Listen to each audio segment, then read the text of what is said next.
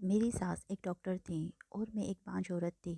मेरी सास मुझे हर रात एक गोली खिलाती और कहती, इससे जल्दी ही तू प्रेग्नेंट हो जाएगी। इसलिए मैं खुशी खुशी वह गोली खा लेती। मगर जब सुबह उठती तो मेरा शरीर टूटा टूटा सा होता और हथेली पर कालिख लगी होती थी। एक दिन गोली खाना भूल गई और फिर उस रात जो मेरे साथ हुआ उससे मेरी आत्मा काँप उठी। आज मेरी तबीयत ज़रा सी ख़राब हुई तो मेरी सास कहने लगीं, चलो बेटी तुम्हें डॉक्टर के पास लेकर चलती हूँ। तुम्हें डॉक्टर के पास जाने की ज़रूरत है। हालांकि मेरी सास अपने ज़माने में ख़ुद भी एक ताई थी, लेकिन अब बुढ़ापे की वजह से इतना काम नहीं कर पाती थी और अब ठीक से उन्हें दिखाई भी नहीं देता था। लेकिन अपने ज़माने में इनके काम की वजह से औरतें कभी कभी मेरी सास को डॉक्टर भी कहकर बुलाती थी। अपनी सास के कहने पर मैं तैयार हो गई। वे मुझे डॉक्टर त्यागी के पास ले गईं, जिन्होंने मेरे कुछ टेस्ट वगैरह किए। फिर बोली, तुम्हारा अल्ट्रासाउंड करना पड़ेगा, बिना चेकअप के रिज़ल्ट देखे तो मैं कुछ भी नहीं कह सकती। थोड़ी देर बाद एक लड़की आई, उसने मेरा अल्ट्रासाउंड किया और फिर मुझे वापस भेज दिया। जब तक मेरे पास डॉक्टर त्यागी के पास पास बैठी हुई थी, डॉक्टर त्यागी तो बहुत खुश लग रही थी, मगर उन्होंने मुझे बाहर जाने को कह दिया और कहने लगी, मैं तुम्हारी पर्ची बना रही हूँ, बाहर जाकर बैठो। मेरी सास कमरे के अंदर ही थी। शायद वे बुज़ुर्ग थी और डॉक्टर को पहले से ही जानती थी, इसलिए उनको बाहर नहीं भेजा था। मैं काफ़ी देर तक इंतज़ार करती रही। फिर सास ने मुझे अंदर बुलाया और जब मैं अंदर गई तो डॉक्टर का चेहरा उतरा हुआ था। उन्होंने मुझसे कहा, मुस्कान, क्या आपको बचपन में कोई चोट वगैरह लग गई थी? मैंने कहा, नहीं डॉक्टर साहिबा, आप ऐसा क्यों कह रही हैं? वे, इसलिए कि आपके लिए एक बुरी खबर है। वे क्या? मैंने परेशान होते हुए पूछा। वे ये कि आप कभी भी माँ नहीं बन सकती हैं। आप में बच्चा पैदा करने की काबिलियत मौजूद नहीं है। आप में पैदाइशी कमी है। इसके बारे में आपको डिटेल में नहीं समझा सकती हूँ। बस इतना ही कह सकती हूँ कि आप बच्चा पैदा नहीं कर सकती हैं। डॉक्टर साहिबा की बात सुनकर मेरा तो दिल जैसे टूट गया था। मैंने सोचा नहीं था कि मेरी आने वाली ज़िंदगी में इतनी बड़ी बात मेरे सामने आकर खड़ी हो जाएगी। मैं वहीं पर बैठकर रोने लगी और मेरी आंखों से टप टप आंसू बहने लगे। मैंने ध्रुव से मोहब्बत की शादी की थी। वे अपनी माँ की हर बात सुनते थे। वे कहते थे कि मेरी माँ जो भी कहे उनकी बात कभी मत टालना। अब मुझे लग रहा था कि इस घर में मेरी कोई भी जगह बाकी नहीं रहेगी। जब मैं औलाद ही पैदा नहीं कर सकती तो फिर मुझ जैसी औरत का उनके घर में क्या काम है?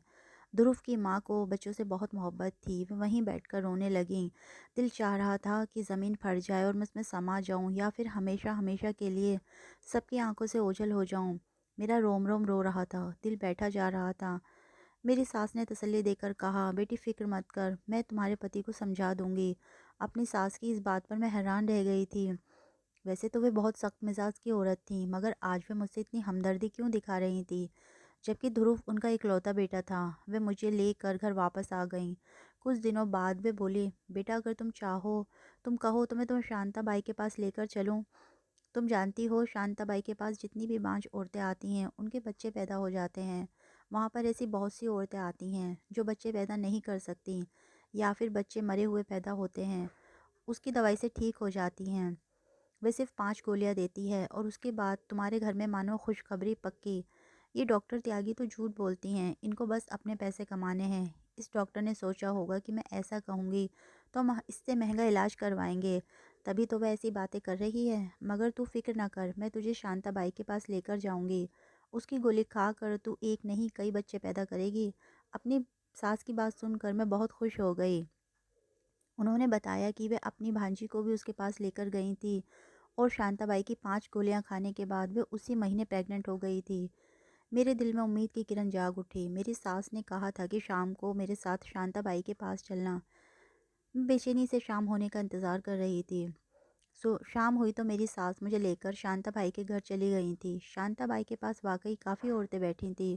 उनमें से 4-5 के साथ मैंने बातचीत की तो पता चला कि शांताबाई की गोलियों से ठीक हुई हैं और कई औरतों ने ये भी कहा कि उनके बच्चे भी पैदा हुए थे। ये सुनकर तो मेरी सारी फिक्र ही दूर गई।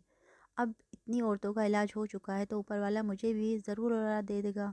और वैसे भी अभी तो मेरी शादी को सिर्फ 3 महीने ही हुए हैं।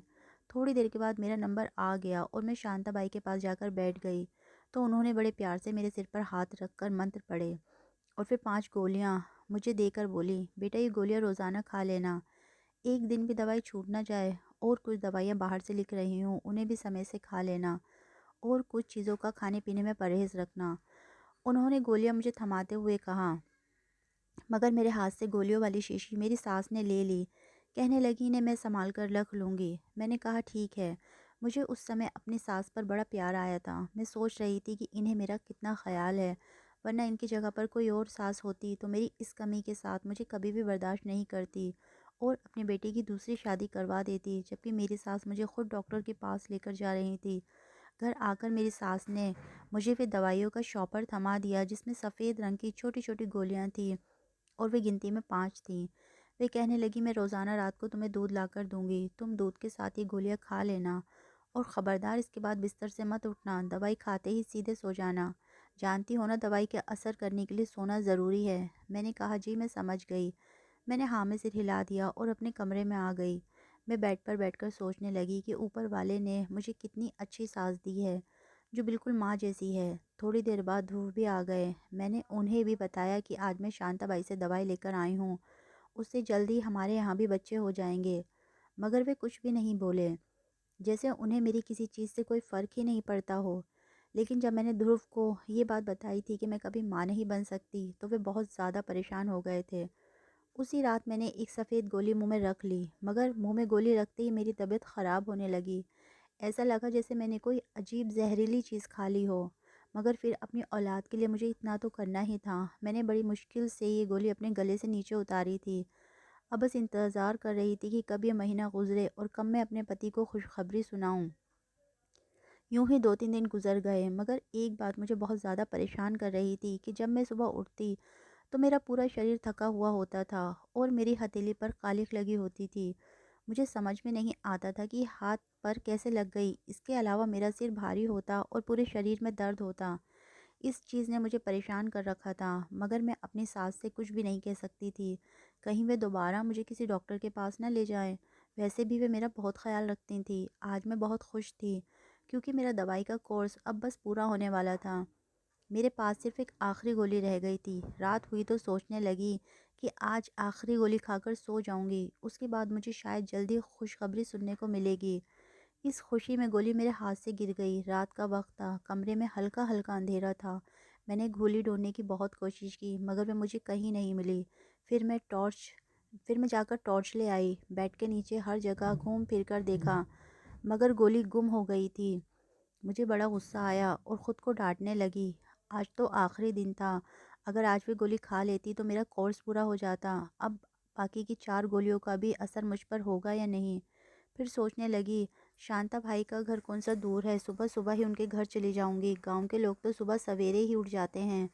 सुबह सवेरे ही उनसे गोली ले ले लूँगी, तो उन गोलियों का असर भी बेकार नहीं जाएगा जो मैंने पिछले 4 दिनों से खाई हैं। यही सोचकर मैं सोने की कोशिश करने लगी कि सुबह जल्दी उठूंगी तो शांता बाई के पास जल्दी पहुंच जाऊंगी। मगर मुझे नींद नहीं आ रही थी। अभी मुझे लेटे हुए 10 मिनट ही हुए थे कि मेरी सास कमरे में दाखिल हुई। मैं बेड पर आंखें बंद करके लेटी रही कि कहीं ये ना समझे कि मैंने गोली नहीं खाई है, क्योंकि गोलियां खाकर अक्सर मुझे जल्दी नींद आ जाती थी। मैं सोच रही थी कि 1-2 बार मुझे देखने के बाद वे कमरे से चली जाएंगी, मगर ऐसा नहीं हुआ। वे मेरे कमरे में ही रुकी रहीं। मैं आंखें खोलकर भी नहीं देख सकती थी वे क्या कर रही हैं। अभी थोड़ी देर हुई थी कि एक जानी पहचानी सी खुशबू मेरी नाक से टकराई। वो खुशबू अगरबत्तियों की थी, जो शायद मेरी सास ने अपने हाथ में ले रखी थी।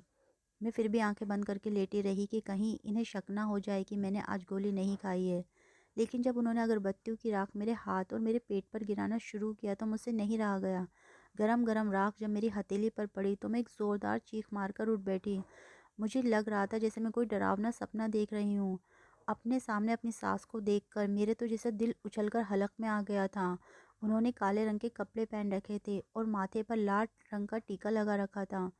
उन्हें देखकर ऐसा लग रहा था जैसे वे कोई जादूगरनी हैं और मुझ पर कोई जादू कर रही हैं। मुझे उठकर चिल्लाता देखकर बोली, खामोश होकर लेट जा, अभी मुझसे कोई सवाल जवाब मत कर। मैं उन्हें देख रही थी तो उन्होंने तेज़ आवाज़ में कहा कि मैं लेट जाऊं, मगर मैं यूं ही कैसे लेट जाती। मुझे अजीब सा महसूस हो रहा था। उनके इस काम में मुझे उलझन हो रही थी और कमरे में फैली बदबू से मेरा दम घुट रहा था। इससे पहले कि मैं और ज़्यादा चीखती चिल्लाती, मेरी सास ने मेरे मुंह पर हाथ रखा और मुझे घसीटते हुए पीछे वाले कमरे में ले गईं। ये कमरा घर के दूसरी तरफ बना हुआ था। इसमें कोई आता जाता नहीं था। कमरे में खूब अंधेरा था, जिसे देखकर मैं वैसे भी डर गई थी। उन्होंने मुझे यहाँ बंद कर दिया, मेरे मुँह पर कपड़ा बाँधकर बाहर से ताला लगाकर चली गईं। ये देखकर मेरा बुरा हाल हो गया, मेरी आँखों से आँसू बहने लगे। मैं सोचने लगी कि उन्होंने मुझे यहाँ क्यों बंद कर दिया है। मैं रोती रही, चिल्लाती रही, मगर किसी ने मेरी आवाज़ नहीं सुनी। मैं तो जानती थी कि यहाँ मेरी आवाज़ सुनने वाला कोई नहीं है, क्योंकि ये कमरा घर की पिछली तरफ बना हुआ था। मैं अपने पति ध्रुव को याद कर रही थी, उसे आवाज़ें दे रही थी, मगर वह पूछने तक नहीं आया। मैं उसका इंतज़ार रात भर करती रही, मगर उसने मुझे ढूंढने की कोशिश नहीं की। मुझे ऐसा लग रहा था जैसे वह भी अपनी माँ के साथ मिला हुआ है। उसे मेरी भी वैसे कोई परवाह नहीं थी। मैं उसी के इंतज़ार में थी कि लगभग शाम के 4 बजे ध्रुव ने अपनी शक्ल दिखाई। कहने लगा, तुम यहाँ पर हो, मैं जानता हूँ, मगर तुम्हें हिम्मत से काम लेना होगा। इसके पीछे एक कारण है जो फ़िलहाल तुम नहीं समझ सकती। मैं उसे देखते ही फट पड़ी। मेरी सारी हिम्मत जवाब दे चुकी थी।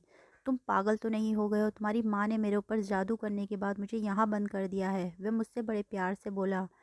देखो, मैं जानता हूँ कि तुम हमारे बच्चे की माँ बनने वाली हो। मैं तुम्हारी रिपोर्ट देख चुका हूँ। तुम्हारा माँ बनने का पता तो मुझे उसी दिन चल गया था जब तुम डॉक्टर त्यागी के पास गई थी। अच्छा, क्या सच में? तो फिर तुमने मुझे क्यों नहीं बताया? क्यों तुम्हारी माँ ने मुझसे ये बात छुपाई और मुझे वे नशे की गोलियाँ खाने के लिए दी? सब बताता हूँ। ध्रुव ने हाथ के इशारे से मुझे बैठने के लिए कहा। मजबूरन मैं बैठ गई। मेरे पास इसके अलावा कोई और चारा भी नहीं था। मैंने उनकी बात सुन ली, मगर मेरे दिल और दिमाग बुरी तरह से डरा हुआ था। मैं उनसे कहने लगी, मुझे यहाँ से निकालो, इसके बाद तुम जो मर्ज़ी कर लेना। यहाँ मेरा दम घुट रहा है। घबराओ नहीं, मैं तुम्हारे साथ हूँ, ध्रुव ने मुझे तसल्ली दी। अब मेरी बात ध्यान से सुनो, ध्रुव ने मेरे कान की तरफ अपना मुंह करते हुए कहा।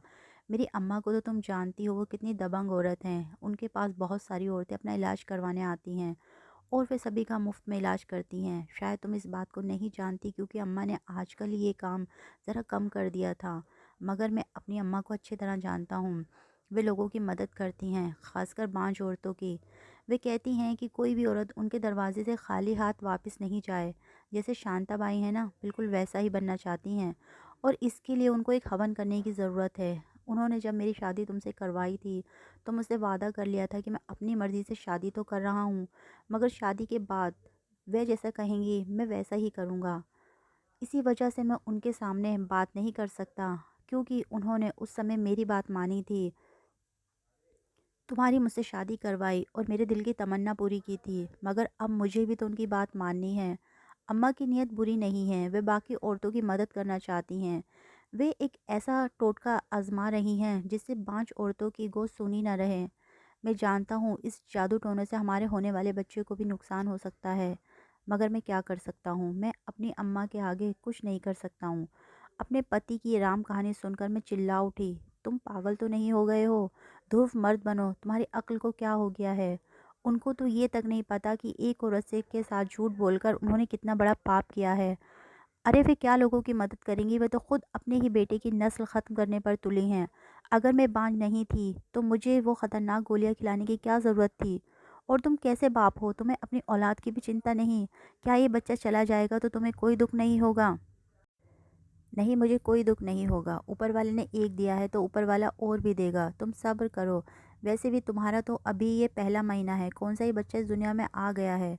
ध्रुव, मैं कोई बात नहीं जानती, बच्चा इस दुनिया में आया है या नहीं आया, तो इसका मतलब ये नहीं है कि तुम उसका अपने हाथों से कत्ल कर दो। कम से कम तुम्हें ये बात समझ नहीं आई है कि तुम्हारी माँ जो कर रही है वे बिल्कुल गलत है, दकियानूसी है। मैं अपने बच्चों को किसी को हाथ भी नहीं लगाने दूंगी। तुम्हें जो करना है कर लो।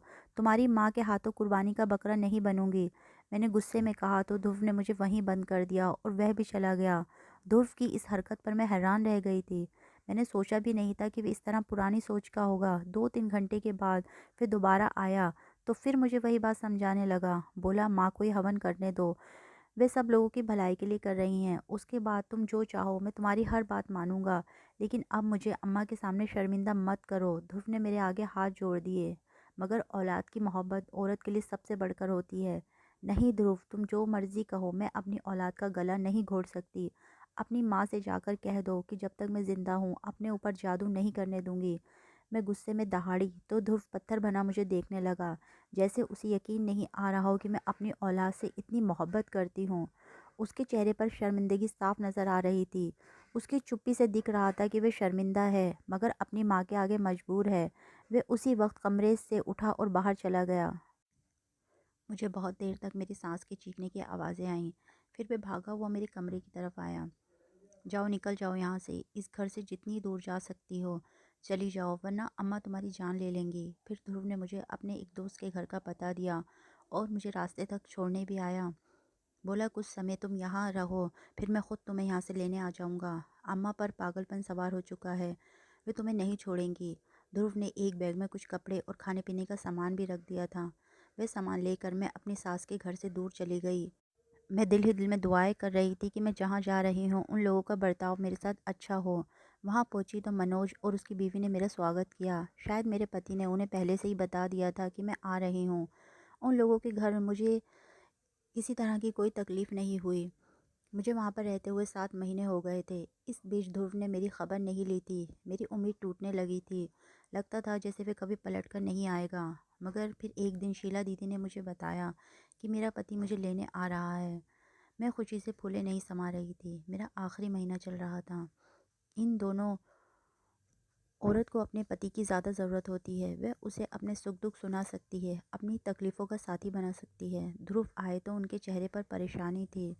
बरसों के बीमार और कमज़ोर लग रहे थे।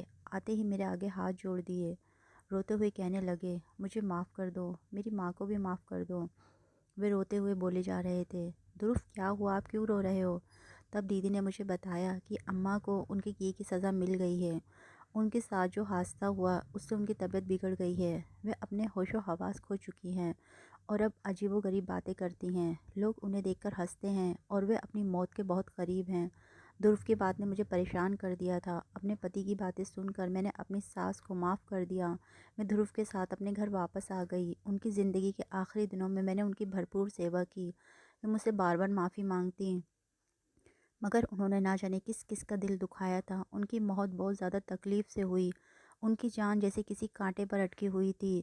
यह हाल देखकर मुझे भी सीख हुई। मैंने दिल में पक्का इरादा कर लिया कि मैं कभी ज़िंदगी में भूल कर भी कभी किसी इंसान का दिल नहीं दुखाऊंगी और ना ही कोई ऐसा वैसा काम करूंगी। चाहे ज़िंदगी में जितनी भी गमों के बादल छाए हों, मगर कभी भी उन सबको पालने वाले के अलावा किसी और से नहीं मांगूंगी। मेरी सास ने जीते जी अपने पोते को देख लिया था। अब मेरी सास इस दुनिया से चले जाने के बाद ध्रुव मेरा और मेरे बच्चे का बहुत ध्यान रखते हैं। आपको अगर ये कहानी अच्छी लगी हो तो इस वीडियो को लाइक कीजिए और इस तरह की और कहानी सुनने के लिए हमारे चैनल को सब्सक्राइब कीजिए।